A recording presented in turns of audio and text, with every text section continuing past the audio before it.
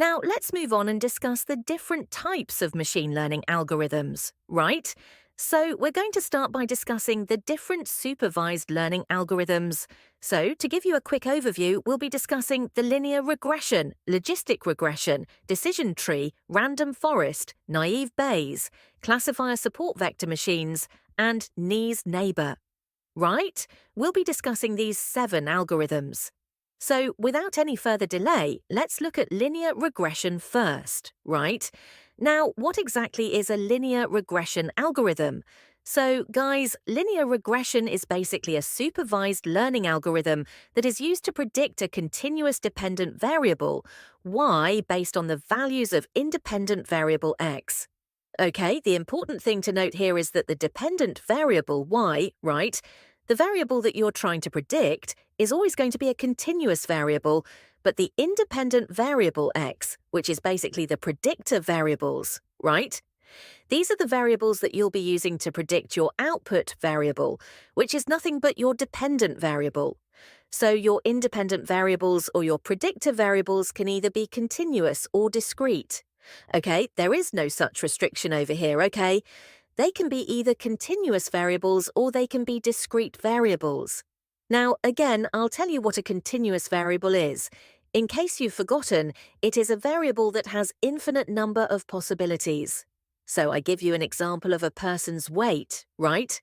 It can be 160 pounds, or they can weigh 160.11 pounds, or 160.1134 pounds, and so on, right?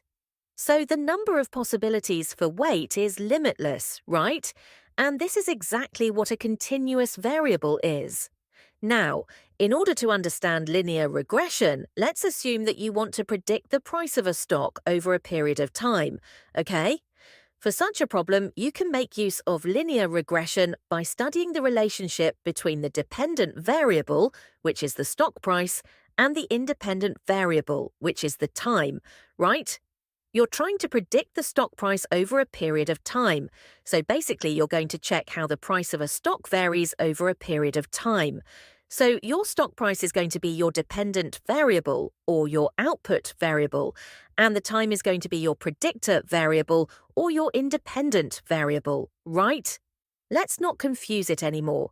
Your dependent variable is your output variable, okay? Your independent variable or your predictor variables can either be continuous or discrete. Okay, there is no such restriction. There is no such restriction continuous variables, or they can be discrete variables. Now, again, I'll tell you what a continuous variable is. In case you've forgotten, it is a variable that has infinite number of possibilities. So I give you an example of a person's weight, right? It can be 160 pounds, or they can weigh 160.11 pounds, or 160.1134 pounds, and so on, right? So the number of possibilities for weight is limitless, right? And this is exactly what a continuous variable is. Now, in order to understand linear regression, let's assume that you want to predict the price of a stock over a period of time. Okay, for such a problem, you can make use of linear regression by studying the relationship between the dependent variable, which is the stock price, and the independent variable, which is the time, right? You're trying to predict the stock price over a period of time. So basically, you're going to check how the price of a stock varies over a period of time. So your stock price is going to be your dependent variable or your output variable, and the time is going to be your predictor variable or your independent variable, right? Let's not confuse it anymore. Your dependent variable is your output variable, okay? Your independent variable is your input variable or your predictor variable, right? So, in our case, the stock price is obviously a continuous quantity because the stock prices can have an infinite number of values, right? Now, the first step in linear regression is always to draw out a relationship between your dependent and your independent variable by using the best fitting linear line. All right, we make an assumption that your dependent and independent variable is linearly related to each other, right? We call it linear regression because both the variables vary linearly, which means that between these two variables we'll get more of a straight line instead of a curve. Okay, let's discuss the math behind linear regression. So this equation over here, it denotes the relationship between your independent variable x, which is here, and your dependent variable y, right? This is the variable you're trying to predict. Hopefully we all know that the equation for a linear line in math is y equals to mx plus c, right? I hope all of you remember math, so the equation for a linear line in math is y equals to mx plus c, right? Similarly, the linear regression equation is represented along the same line, okay? Y equals to mx plus c. There's just a little bit of they are. Let's understand this equation properly, all right? So y basically stands for your dependent variable that you're going to predict, okay? B, naught is the y-intercept. Now, y-intercept is nothing but this point here. C showing the relationship between your dependent variable y and your independent variable x. Now, this is the linear relationship between these two variables, okay? Now your y-intercept is basically the point on the line which touches the y-axis, right? This is your y-intercept, which is represented by b0, okay? Now, b, 1 or beta, is the slope of this line. Now, the slope can either be negative or positive, depending on the relationship between the dependent and independent variable. The next variable that we have is x. X here represents the independent variable that is used to predict our resultant output variable. Basically, x is used to predict the value of y. Okay? E here denotes the error in the computation, right? For example, this is the actual line, and these dots here represent the predicted values. Now, the distance between these two is denoted by the error in the computation. So this is the entire equation. It's quite simple, right? Linear regression will basically draw a relationship between your input and your output variable, right? That's how simple linear regression works. Now, to better understand linear regression, I'll be running a demo in Python. So guys, before I get started with our practical demo, I'm assuming that most of you have a good understanding of Python, right? Because explaining Python is going to be out of the scope of today's session. But if some of you are not familiar with a Python language, I'll leave a couple of links in the description box, right? Those will be related to Python programming. You can go through those links, understand Python, and then maybe try to understand the demo. But I'll be explaining the logic part of the demo in depth. Right. So the main thing that we're going to do here is try and understand linear regression. So it's okay if you do not understand Python for now. I'll try to explain as much as I can. But if you still want to understand this in a better way, I'll leave a couple of links in the description box. You can go through those videos. Let me just zoom in for you. I hope all of you can see the screen. Now, in this linear regression demo, what we're going to do is we are going to form a linear relationship between the maximum temperature and minimum temperature on a particular day, right? We're just going to do weather forecasting here. So our task is to predict the maximum temperature, taking input feature as minimum temperature. So I'm just going to try and make you understand linear regression through this demo. Okay, we'll see how it actually works practically. Now, before I get started, let me tell you something about the dataset. Now, our dataset is stored in this path basically, right? The name of the dataset is weather CSV, okay? Now, this contains data on weather conditions recorded on each day, at conditions recorded on each day, at various weather stations around the world, okay? The information includes precipitation, snowfall, temperatures, wind speeds, and whether the day included any thunderstorm or other poor weather conditions, right? So our first step in any demo for that matter will be to import all the libraries that are needed, right? So we're going to begin our demo by importing all the required libraries. After that, we're going to read in our data, right? Our data will be stored in this variable called dataset, and we're going to use a read CSV function since our dataset is in the CSV format, right?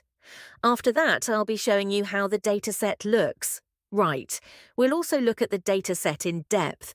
Now, let me just show you the output first. Right, let's run this demo and see first. All right, we're getting a couple of plots which I'll talk about in a while, so we can ignore this warning. It has nothing to do with. So first of all, we're printing the shape of our dataset, right? So when we print the shape of our dataset, this is the output that we get. So basically, this shows that we have around 12,000 rows and 31 columns in our dataset.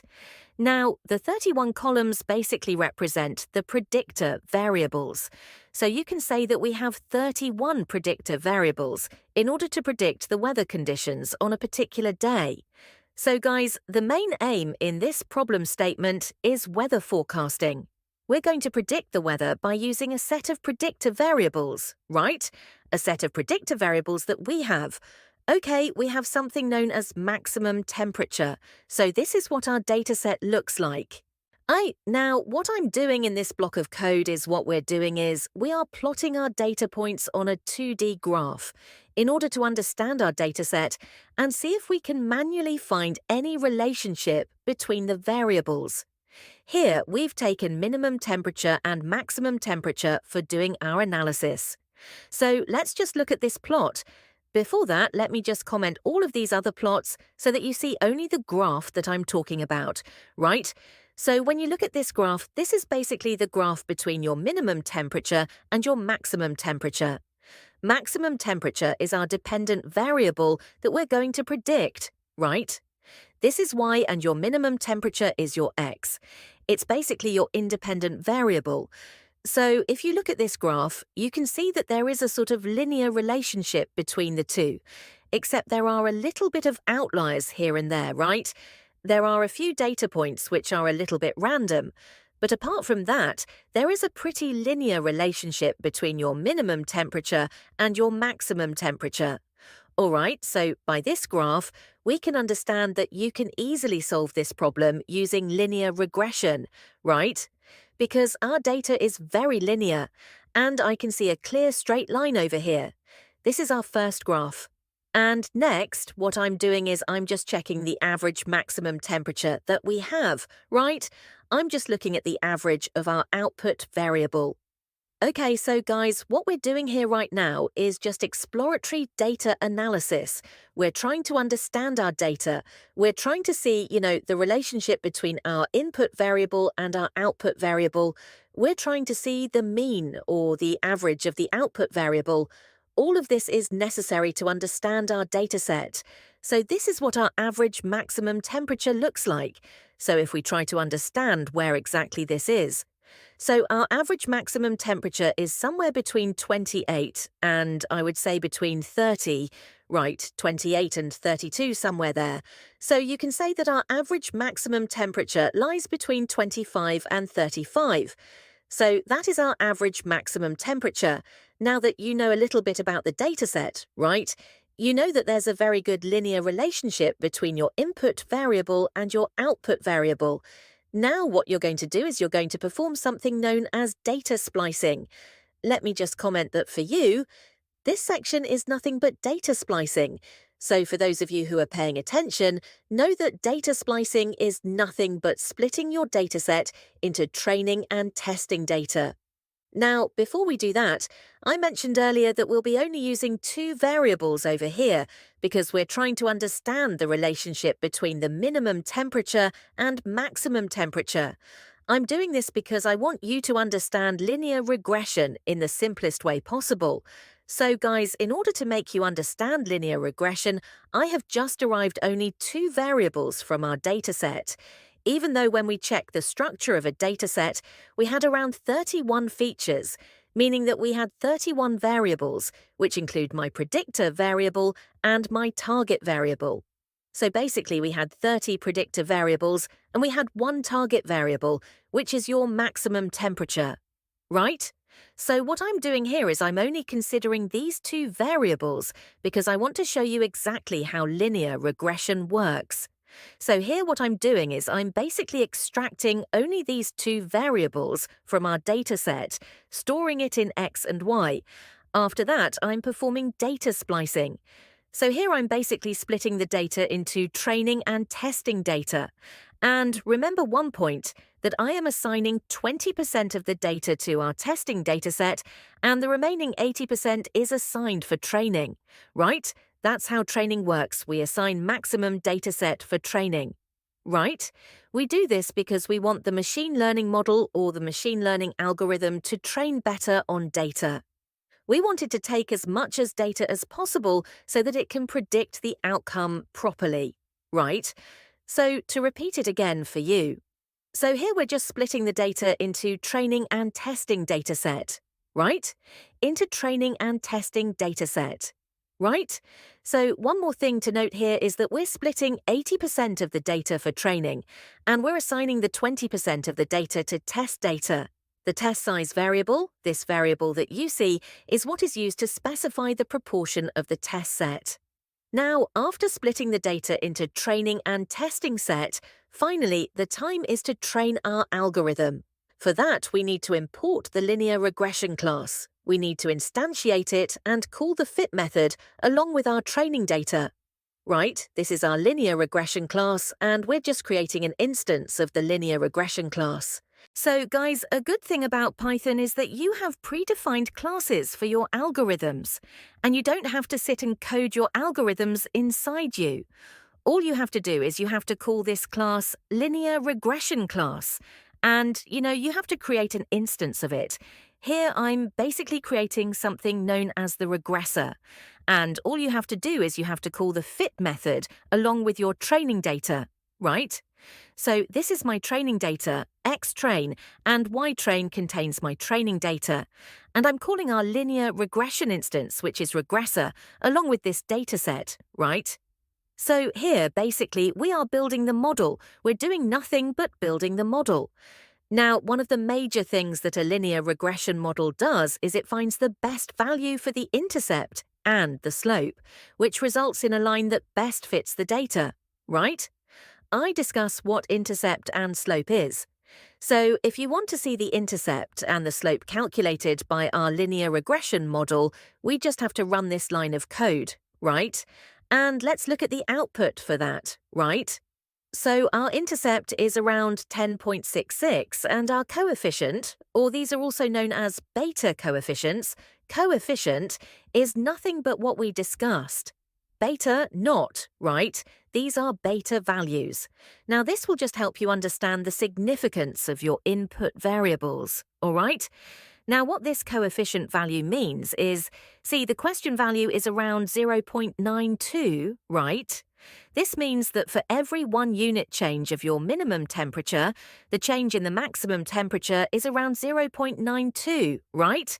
This will just show you how significant your input variable is, right? So for every 1 unit change in your minimum temperature, the change in the maximum temperature will be around 0.92, right? I hope you have understood this part. Now that we've trained our algorithm, it's time to make some predictions, right? To do so, what we'll do is we'll use our test dataset and we'll see how accurately our algorithm predicts the percentage score. Now, to make predictions, we have this line of code. Predict is basically a predefined function in Python. And all you're going to do is you're going to pass your testing dataset to this, right? Now what you'll do is you'll compare the actual output values, which is basically stored in your y-test, right? And you'll compare these to the predicted values, which is in y-prediction, all right? And you'll store these comparisons in a data frame, right, called df. And all I'm doing here is I'm printing the data frame. So if you look at the output, this is what it looks like. These are your actual values, and these are the values that you predicted by building that model, right? So if your actual value is 28, you predicted around 33. Here, your actual value is 31, meaning that your maximum temperature is 31, and you predicted a maximum temperature of 30. Now, these values are actually pretty close, right? I feel like the accuracy is pretty good over here. Now, in some cases, you see a lot of variance, like 23. Here it's 15, right? Here it's 22. Here it's 11. But such cases occur very often, and the best way to improve your accuracy, I would say, is by training your model with more data. Alright, you can also view this comparison in the form of a plot, right? Let's see how that looks. So basically, this is a bar graph that shows our actual values and our predicted values. Blue is represented by your actual values, and orange is represented by your predicted values. At places, you can see that we predicted pretty well, like the predictions are pretty close to the actual values. In some cases, the predictions are varying a little bit, so in a few places it is actually varying. But all of this depends on your input data as well. When we saw the input data also, we saw a lot of variation. Right, we saw a couple of outliers. So all that also might affect your output, right? But guys, this is how you build machine learning models, right? Initially, you're never going to get a really good accuracy. What you have to do is you have to improve your training process. That's the best way you can predict better, right? Either you use a lot of data, train your model with a lot of data, or you use other methods like parameter tuning, or basically you try and find another predictor variable that will help you more in predicting your output. Right? To me, this looks pretty good. Now let me show you another plot here. What we're doing is we're drawing a straight line plot. Okay, let's see how it looks. So guys, this ray line represents a linear relationship. Now, let's say you get a new data point, okay? Let's say the value of x is around 20. So by using this line, you can predict that for a minimum temperature of 20, your maximum temperature will be around 25 or something like that. So we basically drew a linear relationship between our input and output variable over here. Now the final step is to evaluate the performance of the algorithm. Right. This step is particularly important to compare how well different algorithms perform on a particular dataset. Now, for regression algorithms, 3 evaluation metrics are used. We have something known as mean absolute error, mean squared error, and root mean squared error. Now, mean absolute error is nothing but the absolute value of the errors, right? Your mean squared error is a mean of the squared errors. That's all. It's basically, you read this and you understand what the error means. Your root mean squared error is the square root of the mean of the squared errors, okay?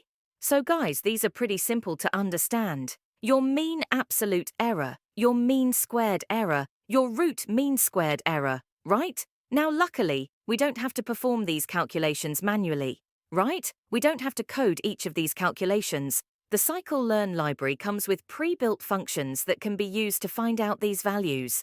Okay? So when you run this code, you'll get these values for each of the errors, right? You'll get around 3.19 as the mean absolute error. Your mean squared error is around 17.63. Your root mean squared error is around 4.19.